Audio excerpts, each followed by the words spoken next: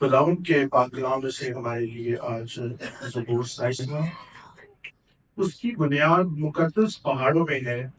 خداوند سیون کے پھاٹکوں کو یعقوب کے سب مسکنوں سے زیادہ عزیز رکھتا ہے۔